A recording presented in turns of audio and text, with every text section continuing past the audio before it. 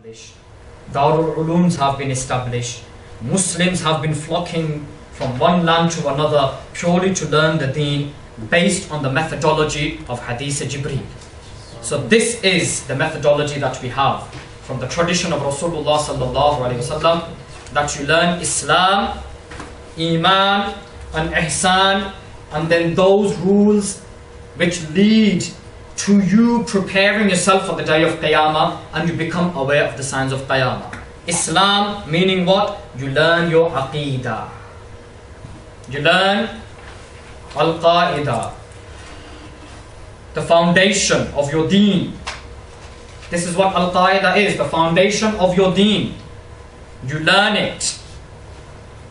And then, once the Aqidah, your belief becomes firm, you start learning about those things which concern you on a daily basis.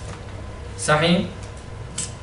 So once you learn about how to believe in Allah subhanahu wa ta'ala, how to believe in Rasulullah sallallahu alaihi wasallam, how to pray your salah properly, how to give zakah, what are the transactions of zakah and so on, what is the fiqh of Ramadan, what is the fiqh of Hajj, and everything else within it. For example, the fiqh of inheritance. These things concern us, we need to learn this. The fiqh of buying and selling. This concerns us, we need to learn this. This is sacred knowledge of the deen. The fiqh of traveling. How do you prepare yourself for travel? Not your passport and your ticket, but you yourself as an individual. How do you prepare yourself? Should your wudu be made before you leave home or during your journey? What should be done? And how do you pray your salah whilst you're traveling? And where does salah become invalidated in your travel? And where are you exempt from praying salah on that particular day, on that time? When? Only on the day of Muzdalifah, where you do not pray Salatul Zuhr on its time, rather you join it with Salatul Asr, regardless of what madhab you follow. And Salatul Maghrib, you do not pray it on that day, on that particular time, rather you join it with Salatul Maghrib on that particular day. Because why? The Prophet of Allah sallallahu alaihi wasallam done this. So all of it goes back to what? Think. Who does it go back to? The Prophet of Allah sallallahu alaihi wasallam. You become aware of him sallallahu alaihi wasallam. You become aware of him. Realize that you're the Muslimun. There is a reason the Prophet of Allah sallallahu alaihi wasallam said, "Ana madinatul ilm, wa aliyun babuha." That I am the city of knowledge, and Ali is the door to it. Why did he sallallahu alaihi wasallam say this? Why? One of the reasons given is that we were told there will come a time when people will claim to have more knowledge than Rasulullah sallallahu alaihi wasallam himself. La hawla wa la. And surely in today's day and time you will hear some extremely misguided, deviant individuals who say that we have more knowledge than the Prophet of Allah sallallahu alaihi wasallam. Why? They say, well, because we know the Sahasatta by heart, the 6 hadith kitabs by heart, we are hafid of the Quran, we are mufassir of the Quran, we are alim, we are faqih, we are mujtahid, sahih. We have knowledge of mantiq, we have knowledge of ilm al-kalam, we have knowledge of Yunan, we are tib, we are this, we are that. So what? And who did it come from? The Prophet of Allah sallallahu alaihi wasallam. Our knowledge, or the most knowledge individual, your knowledge cannot even be compared to one drop of the knowledge of Rasulullah sallallahu alaihi wasallam. There is no comparison. There is no comparison. Rather understand this as well.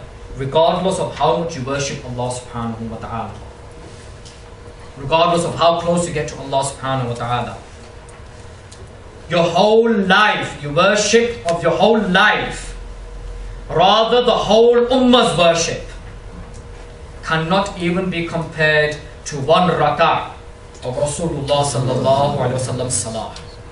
It cannot be compared.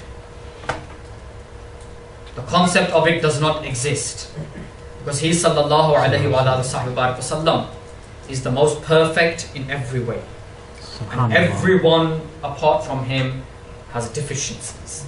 And he sallallahu alayhi wasallam is free of all deficiencies.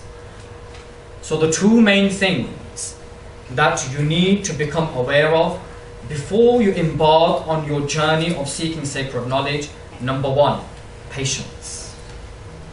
Patience.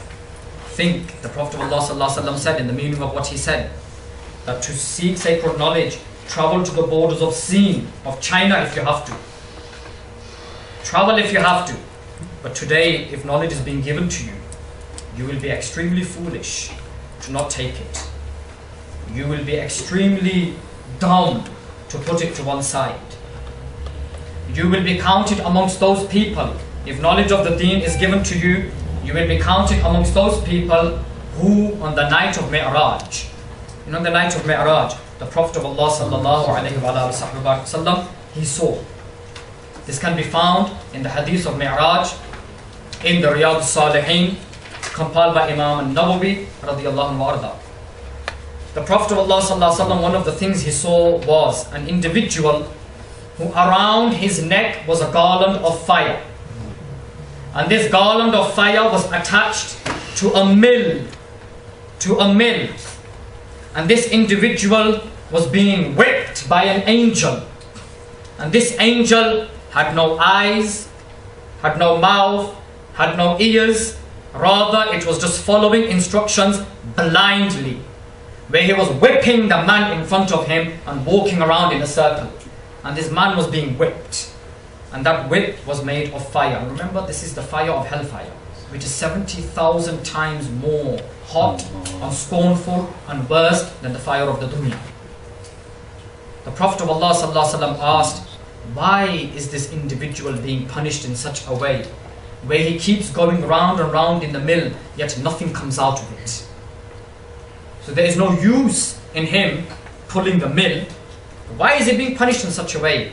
Sayyidina Jibreel alayhi salam informed the Prophet of Allah sallallahu alaihi wasallam, and he said, and the deep explanation of this particular hadith, this part of the hadith, can be found in the Ihya Ulumuddin of Imam Al-Ghazali. He said that this man, he learned the deen. He learned the deen, but he did not practice upon it. He did not implement it in his life, nor did he pass it on to other people. Allah. This is the punishment for it. Ya Allah. Ayyuhal Akhwatul Muslimun, this is something very deep, and very disturbing and very worrying for us. That what kind of people are we? What category do we fall into?